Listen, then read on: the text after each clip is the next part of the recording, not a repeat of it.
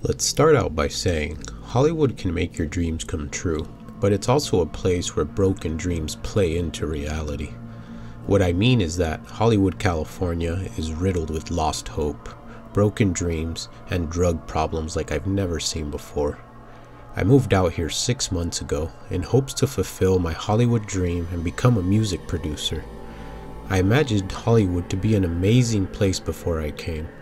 In my head, I could see celebrities walking all around the roads and happy tourists wanting to take selfies with all the up-and-coming artists. But what I arrived to was far from what I expected. I had no idea there was so much poverty on the streets of Hollywood while living amongst some of the most powerful and rich influencers in society. The music industry is huge out here, and if you're willing to hustle your butt off, you can eventually make a name for yourself. I was hired part-time by a local bar to play some live music for them on Wednesday nights as they were impressed with my acoustic guitar playing.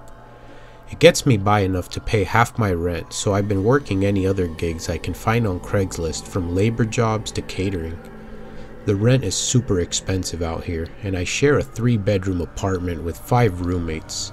Some of us share rooms to cover our rent costs, all in hopes of becoming someone in the Hollywood scene. I began busking on my free time to earn some spare change. To my surprise, I can earn up to $60 in just a few hours of busking near the Hollywood Strip. We're not allowed to block foot traffic on the sidewalks, so we're constantly being hassled by local law enforcement, threatening to give us tickets if we don't move it along. There was a crazy homeless man in the area I would see digging through the trash in search of leftover food or drinks. On occasions, he would seem to be in a better mood for whatever reason and would jump and clap, dancing in front of me as I busk on the sidewalk. He always makes me laugh when he dances. I love to see people genuinely enjoying the music I play in public. It came to a point where the homeless guy would pass by every time I was busking and begin dancing. After a few minutes, he would give me a fist bump and walk off barefoot with ripped, dirty clothes. I felt bad for the guy and had offered him money and food in the past, but he never accepts anything I try to give him. He always mumbles in a different language and I can never understand what he says. It was getting close to the first of the month and rent was due. I was running $200 short this month and had 3 days to figure out how I was going to pay rent before I ended up sleeping on the streets of Hollywood myself. I didn't have any family I could rely on that would lend me money since they're all struggling back home to pay their own bills. So I hit the streets all day busking endless hours until my fingers would become numb from strumming my guitar so much. I had also began to get tennis elbow, which is a weird cracking noise in my elbow from playing so much guitar. I don't have any sort of health insurance since I'm not working a full-time job, so I'll have to deal with whatever comes my way. I had started out busking at 4 p.m. in the afternoon, as the heat of the day slowly began easing.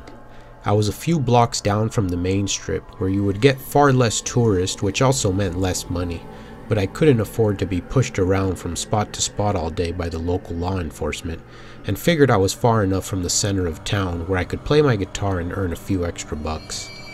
The night was rather slow. I had been busking for 3 hours now, and only had $19 to show. I felt lost, tired, and didn't know if I could continue this life much longer. I had taken a break and sat down on the floor, eating my leftover sandwich I had prepared earlier, when I could hear footsteps from what sounded like a woman's shoes clicking the ground as it came closer and closer. I just stared at the floor when I saw a super shiny pair of red dress shoes stand in front of me and stop. I looked up, and to my surprise, it was a man standing in a red tuxedo holding a walking stick. He looked like he was rich and clean. His outfit alone must have been worth thousands. I said hello to him as he began to ask me my name. My jaw fell wide open. I couldn't believe my eyes when I saw it was the crazy old homeless man that would dance in front of me. He was now wearing a flashy tuxedo, was well groomed, and looked like $1 million, speaking perfect English. In a deep, serious voice, he leaned over and said, "You want a music contract? Show up to the Devil's Bar on Highland Road at 6 p.m. tomorrow evening." He reached into his coat pocket and pulled out the address written down on a piece of paper. He stared at me as his eyes went from being pitch black to transforming into what looked like snake eyes. He closed his coat as he walked away in a calm fashion as he swung his walking stick by his side.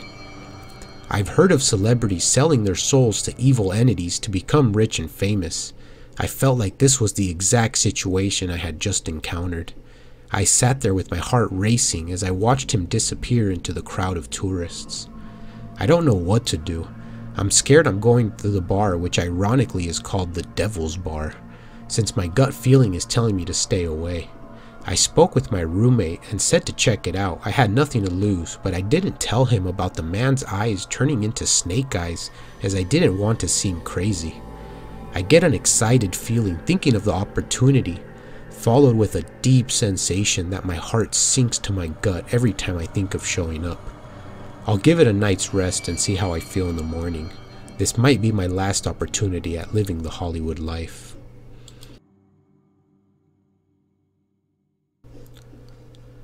I live in Long Beach, California, which is a few miles drive from Hollywood. I live with my parents at the moment. I'm turning 22 next month, and my father had offered to help me pay rent to get a place of my own. He offered to pay half my rent, and I would have to pay the rest. I took him up on his offer and decided to move closer to work, which is also near my friends' houses. I work at the Wax Museum on the Hollywood Strip. I started working here 2 months ago. I had signed up for a normal job working the front desk, but never expected to encounter the things I have in the past 2 months. I'll start off by saying, I'm a fan of everything creepy. I had a gothic phase when I was in high school, which I've grown out of. But the scary stories and paranormal is still something that intrigues me. There is a large creepy hotel a few buildings away from my job. It used to rent rooms to some of Hollywood's most legendary names, including Marilyn Monroe, the Beatles, Michael Jackson, and so many more. I met a guy who works as a handyman for the hotel, and he's told me so many scary stories about weird things happening on the job, like his tools being misplaced, or he hears doors closing and opening on their own, and the occasional sounds of people talking. I loved hearing his stories and was thinking of applying for another part-time job at the place, and maybe I could have a real paranormal encounter myself. To be honest, it kind of scares me deep down inside, but the interest of the unknown really intrigues me to learn more. I had been working the Wax Museum and was still a new employee. I had only been there 2 weeks and was already assigned with locking up the doors at night before heading home. It was only me and the security guard working the entire place on Mondays. The security stands at the front door, usually making sure nobody walks in without paying, but also helps closing the place down, including turning off lights and locking up the gates. It was getting close to 9 p.m., and we were slowly cleaning up the lounge area in preparation of closing for the night. We have a bunch of different rooms with amazing wax statues and look so real they can't even tell they're made from wax. They have a bunch of different statues resembling some of Hollywood's most famous actors and singers.